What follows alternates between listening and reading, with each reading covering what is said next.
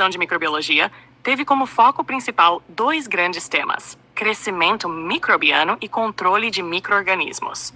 Logo no início, a professora deixa claro que essa revisão tem objetivo direto de preparação para a prova, inclusive mencionando que haverá questões direcionadas e que a prova exigirá atenção aos conceitos básicos bem compreendidos. Antes de entrar nas fases de crescimento, é fundamental entender um ponto-chave que costuma gerar confusão. Quando se diz que bactérias crescem, não significa que elas aumentam de tamanho, mas sim que aumentam em quantidade. Ou seja, crescimento microbiano é aumento do número de células. O crescimento microbiano ocorre em 4 fases bem definidas. A primeira é a fase lag, também chamada de fase de adaptação. Nessa fase, não há aumento significativo no número de bactérias. O que ocorre é uma intensa atividade metabólica interna, com produção de enzimas e de energia, preparando a bactéria para crescer. A palavra-chave aqui é preparação. A segunda fase é a fase log, ou fase exponencial. Aqui sim ocorre o crescimento propriamente dito. As bactérias se multiplicam rapidamente e há grande atividade metabólica. Essa é a fase em que a colônia cresce de forma acelerada. A professora faz uma associação importante. Lag lembra preparação, log lembra crescimento. A terceira fase é a fase estacionária. Nesse momento, o crescimento para de aumentar, porque há um equilíbrio entre células que nascem e células que morrem. Esse equilíbrio ocorre por fatores como falta de nutrientes ou acúmulo de substâncias tóxicas. A palavra-chave aqui é equilíbrio. A quarta fase é a fase de morte celular. Nessa fase, o número de bactérias mortas passa a ser maior que o número de bactérias novas, levando à redução da população. Aqui o foco é a morte dos micro-organismos. Um ponto importante discutido na aula é que nem sempre todas as bactérias percorrem obrigatoriamente todas as fases. Se o ambiente não for favorável, elas podem nem sair da fase lag. Além disso, intervenções externas, como o uso de antibióticos, podem interromper o ciclo em qualquer fase. Outro ponto importante é que uma bactéria pode voltar para a fase lag se as condições do ambiente voltarem a ser favoráveis. Isso está diretamente relacionado à resistência bacteriana, especialmente quando o uso de antibióticos é interrompido de forma inadequada. Esse é um ponto extremamente relevante para a prática clínica. Entrando no tema de controle microbiano, a professora diferencia 3 conceitos fundamentais. Esterilização é o processo de eliminação total de todos os micro-organismos, incluindo formas resistentes. Esse processo é aplicado em objetos, nunca em tecidos vivos. Desinfecção é um processo que reduz a quantidade de micro-organismos, mas não elimina todos. Também é aplicado em objetos e superfícies inanimadas. Antisepsia é a redução de micro-organismos em tecidos vivos, como pele e mucosas. Esse conceito é muito importante na prática odontológica. Outro conceito importante é o de asepsia, que significa ausência de micro-organismos patogênicos. No controle microbiano, os agentes antimicrobianos atuam principalmente em 2 alvos. O primeiro alvo é a membrana plasmática. Quando essa membrana é danificada, ela perde sua capacidade de controlar a entrada e saída de substâncias, levando à morte da célula. O segundo alvo são as proteínas e os ácidos nucleicos. Quando há dano ao DNA ou RNA, a célula perde a capacidade de produzir proteínas e enzimas, o que compromete seu metabolismo e leva à morte. Agora entra um ponto extremamente importante que foi marcado como BISU pela professora. BISU. A ação dos antimicrobianos pode ser classificada como bactericida ou bacteriostática. Bactericida significa que o agente mata as bactérias. Já bacteriostático significa que ele apenas impede o crescimento das bactérias, deixando-as paradas, sem se multiplicar. Quando quiser, manda a parte 2 que eu continuo. Importante abordado é o momento ideal para o uso de antimicrobianos. Teoricamente, o melhor momento seria na fase lag, pois impediria o crescimento antes mesmo de começar. Porém, na prática clínica, isso não acontece, porque os sintomas aparecem geralmente na fase log, quando as bactérias já estão em crescimento. Na prática, o tratamento começa na fase log, mas o ideal teórico seria na fase lag. A professora também enfatiza a importância do uso correto de antibióticos. Nem todo antibiótico funciona para todas as bactérias. Por isso, exames como o antibiograma são fundamentais, pois mostram qual medicamento é eficaz contra aquele micro-organismo específico. Outro ponto muito importante é a diferença entre bactérias gram-positivas e gram-negativas. As gram-negativas possuem uma membrana externa, o que as torna mais resistentes aos antimicrobianos. Bisu, bactérias gram-negativas são mais resistentes por causa da membrana externa. Também foi discutido o problema das superbactérias, que surgem principalmente pelo uso inadequado de bióticos e falhas em protocolos de biossegurança. Esse é um dos maiores problemas atuais na saúde pública. Sobre métodos de controle físico, o calor é o mais utilizado. A fervura pode reduzir micro-organismos, mas não garante esterilização completa. O método mais eficaz é a autoclave, que utiliza vapor sob pressão. Outro conceito importante abordado foi o de endósporos. Quando o ambiente não é favorável, algumas bactérias formam estruturas de resistência chamadas endósporos, entrando em estado de latência até que as condições melhorem. Bisu, endósporos permitem que bactérias sobrevivam em ambientes desfavoráveis. Na parte final da revisão, a professora trouxe várias questões que indicam pontos importantes para a prova. A maioria dos micro-organismos não é patogênica. Apenas uma pequena parte causa doença. Na glicólise, a glicose é convertida em 2 moléculas de piruvato, que serão utilizadas na respiração celular ou fermentação. A fase de maior atividade metabólica é a fase log, pois é onde ocorre maior crescimento. A antisepsia ocorre em tecidos vivos, enquanto desinfecção ocorre em objetos. O biofilme é uma comunidade de micro-organismos aderidos a uma superfície, muito importante na odontologia, especialmente na formação da placa bacteriana. As fímbrias e o glicocálix ajudam na adesão bacteriana e na formação do biofilme. As condições ambientais, como pH, temperatura e presença de nutrientes, determinam quais micro-organismos conseguem se estabelecer em determinado local do corpo. Por fim, foi reforçado que bactérias são procariontes e não possuem membrana nuclear, o que é um detalhe importante para não errar em prova. Todo esse conteúdo mostra que a prova vai exigir não apenas memorização, mas compreensão dos processos, especialmente crescimento bacteriano, controle microbiano, uso de antibióticos e diferenças estruturais entre bactérias. Vou montar um questionário estilo prova, mas com explicação didática e leve, daquele jeito que ajuda a fixar de verdade quando você escuta. Tudo em texto limpo, sem símbolos que atrapalhem a leitura. Questionário comentado Microbiologia. Natter 1. O que significa crescimento microbiano? Resposta. Crescimento microbiano significa aumento no número de bactérias e não aumento de tamanho. Explicação. Esse é um erro clássico. A bactéria não engorda, ela se multiplica. Uma vira 2, 2 viram 4 e assim por diante. Quando a professora fala em crescimento, ela está falando de quantidade. Regional 2. Quais são as 4 fases do crescimento bacteriano?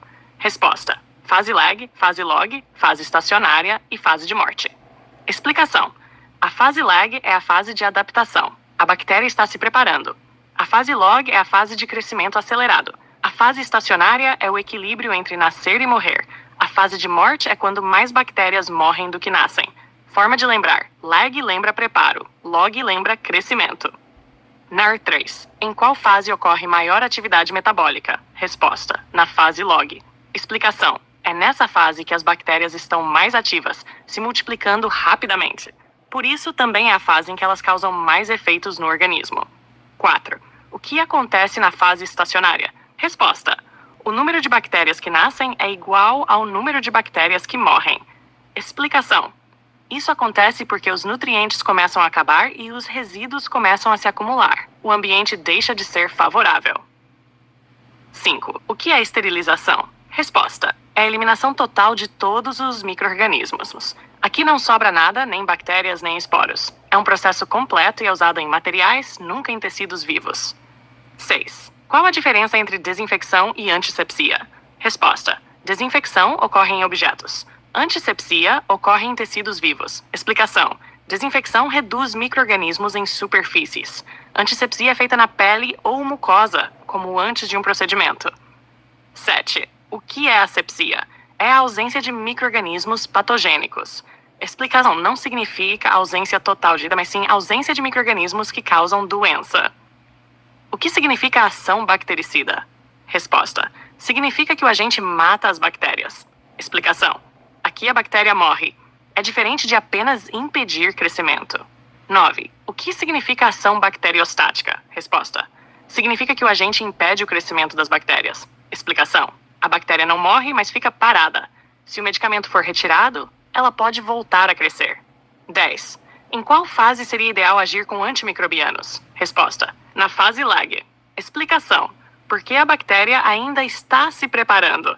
Seria mais fácil impedir o crescimento desde o início. Mas atenção, na prática isso não acontece, porque os sintomas aparecem na fase log 11.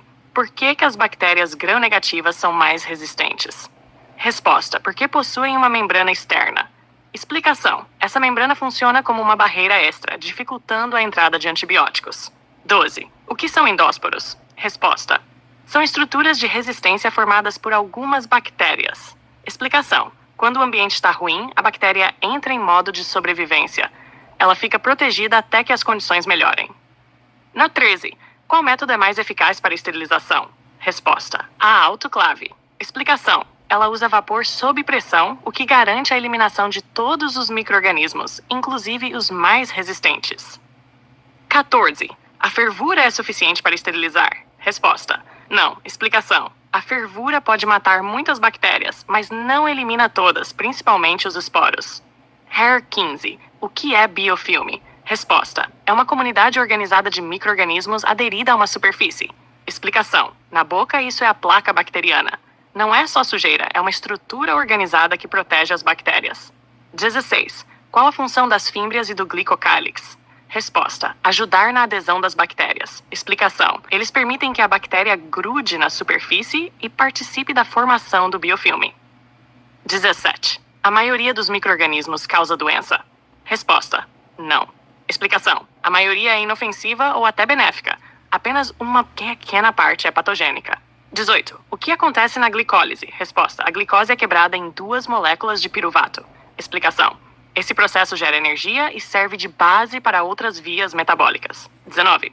O que pode acontecer se o uso de antibiótico for interrompido antes do tempo? Resposta: as bactérias podem voltar a crescer e desenvolver resistência. Explicação: algumas sobrevivem e ficam mais fortes, podendo causar infecções mais difíceis de tratar.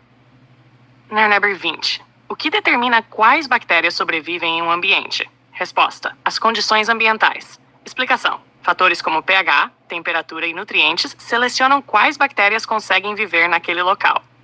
Fechamento. Se você entendeu esse questionário, você já dominou crescimento bacteriano, controle microbiano, uso de antibióticos e estrutura básica das bactérias. E isso é exatamente o tipo de coisa que costuma cair na prova. Vou te entregar um texto corrido, limpo, explicando os principais termos técnicos, como se fosse uma tradução da microbiologia para a linguagem humana, ideal para tu ouvir e ir entendendo sem travar. Na microbiologia, muitos termos parecem complicados à primeira vista, mas na verdade eles descrevem ideias simples quando traduzidos corretamente. Quando se fala em bactérias gram-positivas e gram-negativas, estamos nos referindo a uma forma de classificar bactérias com base na estrutura da sua parede celular. Essa classificação vem de uma técnica chamada coloração de Gram. As bactérias gram-positivas possuem uma parede celular mais espessa, o que faz com que retenham uma cor roxa durante o teste. Já as bactérias gram-negativas possuem uma parede mais fina e uma membrana externa adicional, o que faz com que adquiram uma coloração rosada. Essa diferença estrutural é muito importante porque influencia diretamente na resistência aos antibióticos. Em termos simples, bactérias gram-negativas são mais resistentes porque possuem uma camada extra de proteção. Outro termo importante é piruvato. O piruvato é uma molécula produzida ao final de um processo chamado glicólise. A glicólise é a quebra da glicose, que é um tipo de açúcar, para a geração de energia. Quando a glicose é quebrada, ela se transforma em 2 moléculas menores chamadas piruvato.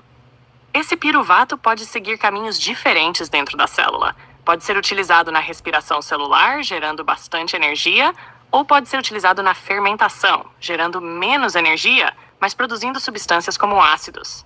Na odontologia, isso é importante porque esses ácidos estão diretamente ligados ao desenvolvimento da cárie. Outro conceito que costuma gerar dúvida é o de esporos, mais especificamente os endósporos. Endósporos são estruturas de resistência formadas por algumas bactérias quando o ambiente se torna desfavorável. Em vez de morrer, a bactéria entra em um estado de hibernação, formando uma estrutura extremamente resistente ao calor, à falta de nutrientes e até a alguns agentes químicos. Quando o ambiente volta a ser favorável, esse esporo pode retornar à forma ativa da bactéria.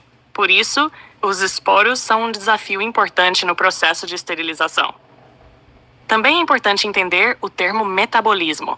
Metabolismo é o conjunto de reações químicas que ocorrem dentro de um organismo para manter a vida. No caso das bactérias, o metabolismo envolve a quebra de substâncias, como a glicose, para gerar energia. Essa energia é utilizada para crescimento, reprodução e manutenção da célula. O metabolismo pode ocorrer de diferentes formas, dependendo da presença ou ausência de oxigênio. Dentro do metabolismo aparece o termo glicólise, que é o processo inicial de quebra da glicose. Esse processo ocorre no citoplasma da célula e gera uma pequena quantidade de energia. Ao final da glicólise, como já foi dito, forma-se o piruvato, que pode seguir diferentes caminhos. Outro termo importante é fermentação. A fermentação é um tipo de metabolismo que ocorre na ausência de oxigênio. Nesse processo, o piruvato é transformado em outras substâncias, como o ácido lático. Esse ácido é produzido por bactérias presentes na boca quando elas consomem açúcar, e é justamente esse ácido que causa a desmineralização do dente, levando à cárie. Já a respiração celular é um processo mais eficiente que ocorre na presença de oxigênio. Nela, o piruvato é completamente degradado, gerando uma quantidade maior de energia. Nem todas as bactérias realizam respiração. Algumas dependem exclusivamente da fermentação. Outro termo muito importante é biofilme. Biofilme é uma comunidade organizada de bactérias que se aderem a uma superfície e produzem uma espécie de cola que as mantém unidas. Na boca, o biofilme é conhecido como placa bacteriana. Ele não é apenas um acúmulo de bactérias, mas sim um sistema organizado que protege os micro-organismos e dificulta sua remoção. Relacionado ao biofilme, aparecem termos como fímbrias e glicocálix. As fímbrias são estruturas pequenas, semelhantes a pelos, que ajudam a bactéria a se fixar em superfícies. Já o glicocálix é uma camada produzida pelas bactérias, que funciona como uma cola e também como proteção.